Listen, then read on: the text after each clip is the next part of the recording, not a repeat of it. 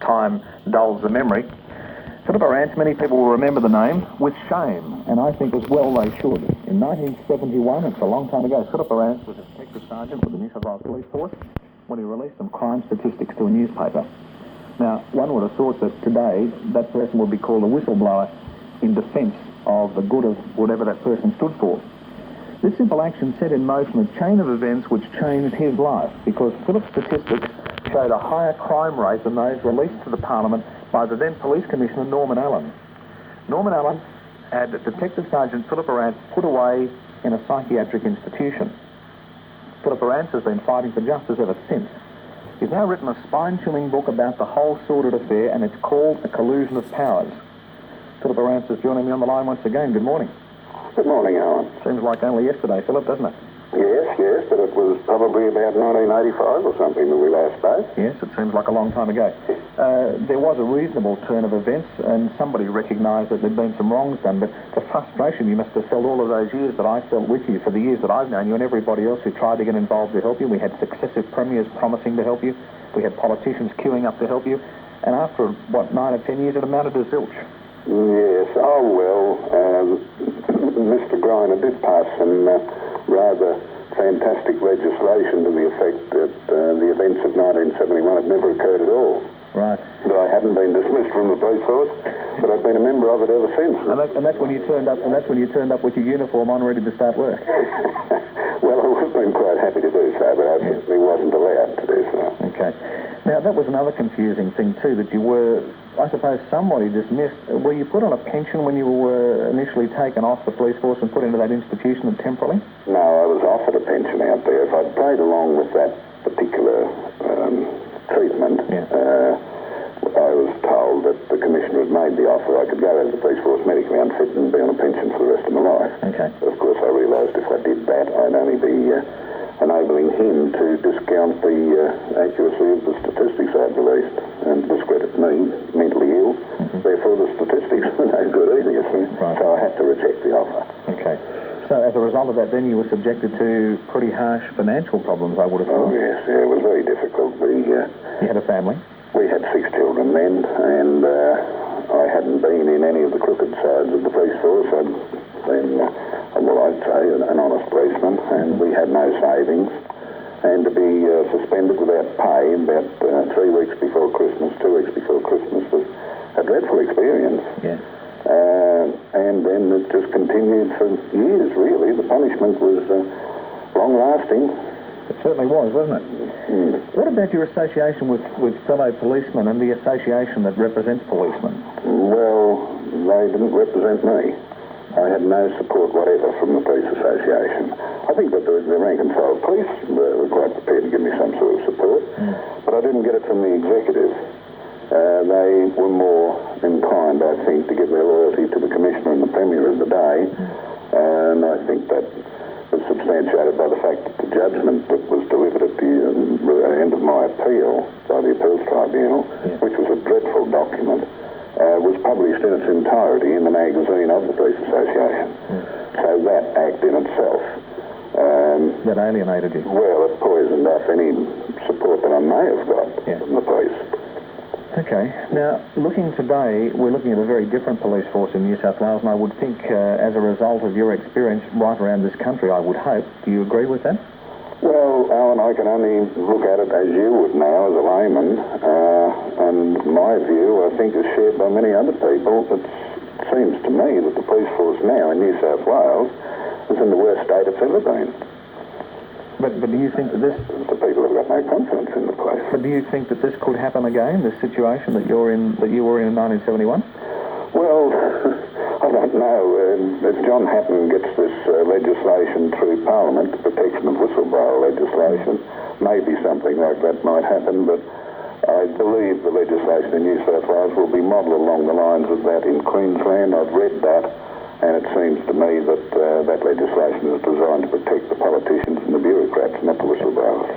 Eventually, you got a settlement, and that only took place recently. It wasn't so long ago. Oh, no, that was back in 1985. That was Premier Rand. Yeah. And I received that. It wasn't a settlement. It was an amount of money that was calculated to be sufficiently large large enough to make me accept it because they've been having such a bad time financially up till then. Sure. And the only reason it was given to me was if I was prepared to sign a deed which silenced me and my family from then on. I was never allowed to speak publicly about the matter again. Okay. And having had ample opportunity through people like you speaking considerably up to that time, I felt, well, okay, I can accept this now because I've got very little chance of making a living. Okay. Now, I know that the amount was to be a secret and it was not to be discussed, so I won't compromise you asking. $250,000. Okay, well, you can disclose that. Oh, yes. Okay. And I can talk about the matter now, too, because that was one of the other worthwhile things that Griner's legislation did. It released me from that deed of silence. Yes, right, okay. Now, when was that legislation enacted? Just before my 60th birthday, by design, I'm sure. Made sure it kept me out, you know. Well, it was, I think, on the 20th of November, 1989. Okay. So it's fairly recent. When you look back on the years that you were sent to Coventry, and well, we're talking 14 or 15 years, that money obviously would have been firstly to compensate you for loss of salary, for future earnings, because you would have been a senior officer in the police force now. No, compensation factor didn't come into it. Okay. That was an amount calculated purely and simply to be sufficient to silence me. Okay. How do you feel about having accepted that now? I mean, given the situation that you were in, and given the situation you're in now, would you have accepted it? Well, I had to, Alan, yes. I didn't like it at the time. I felt like Judas walking away with the pieces of silver. Yeah. But, no, I was quite ashamed of myself. I felt that I'd allowed myself to become party to bribery. I didn't like it, no. But I couldn't. I'd been, you know, appeasing my own conscience and, I suppose, ego for many years at the expense of my wife and children. I couldn't do it any longer, too. Okay. I don't think too many people would ever view what you did as a Judas, I can assure you of that. What kept you fighting? Mainly the support of people. I ultimately felt a responsibility that I have to keep on fighting. People expect me to. I've done it so far. I can't knock off now. I've got to keep going. And I've got to do it for the sake of other poor unfortunates who may find themselves in the same position that I was in. Yeah. I'm desperately anxious to see worthwhile legislation passed in the Parliament, if possible, that will protect whistleblowers. But I don't want it to be such a type of protection that's just going to be almost an encouragement for someone to go off and make mischief. Sure. I think it has to be very carefully formulated, the legislation, but I think there's a great need for it. And of course, it's expecting a lot for politicians to pass that type of legislation. Yeah. You know, we're not living in utopia, Alan. We do have the odd dishonest person in politics, and he's not going to give a weapon away that's going to lead to his own destruction. Sure, absolutely. Not willing, mate. Well, I'm looking forward to the book. I've been tantalised by the prologue and bits and pieces that you've allowed me to have a look at. The book is due for release very shortly. Well, I'll have my copies delivered on Monday. It's going out through all the bookstores throughout Australia from Monday onwards. It's going to be a hot item, Philip. Well, I hope that people, some people will read it and learn. I think there's a certain degree of education in there. I've had a lot of experience now with politicians, and I think it'll be worthwhile for people to read. They'll learn a lot about what, not just politicians, but some judges and some police, and maybe at times some sections of the media. And that's why I've called the book A Collusion of Powers, as opposed to the independence of powers, the Westminster Rules of Parliament. Indeed. We saw what happened in Queensland when there was collusion. Yeah. And I was a victim of that sort of collusion. Well, I wish you well for the rest of your life, and I know you're living quietly in a nice little country area of New South Wales and perhaps enjoying some time now, the time that you suffered for a long, long period of time, and I think that A Collusion of Powers should be almost a compulsory read for every person in Australia. Well, thanks very much, Al. All right, good to talk to you once again, Philip, and we won't lose contact, and A Collusion of Powers will be released about next week generally. Yes. Okay, and available in all good bookshops, published by Young Endeavour. Well, yes. No, published by me. Published by you? Yes, I'm the publisher. I couldn't get it published. Oh, gee. And distributed by Young Endeavour, isn't it? Yes. It will be launched formally in Parliament House, of all places, on the 22nd of this month by John Hatton and I. Okay. He's well, as you realise, he's written the forward for for the Yes, he has, yeah. and he's anxious to see a deal of public interest in it because it'll help him in getting people to support him in this sort of legislation. Okay.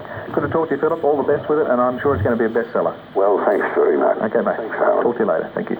Former Detective Sergeant Philip Arantz, a man who I suppose many people would have heard of over the years and probably now is dismissed into history because 1989 was when the legislation was passed in the current New South Wales Parliament. 1985 was the year that Philip was effectively silenced by a payment in kind.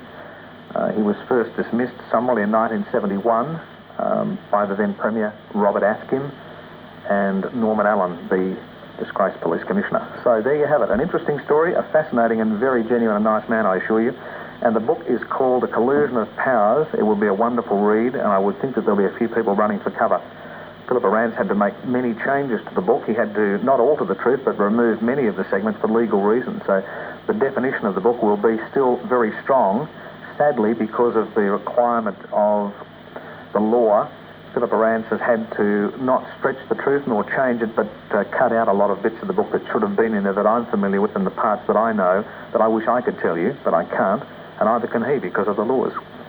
But there you have it, A Collusion of Powers by Philip Arantz, and it's released on the 22nd of June, but should be available in the shops towards the end of next week.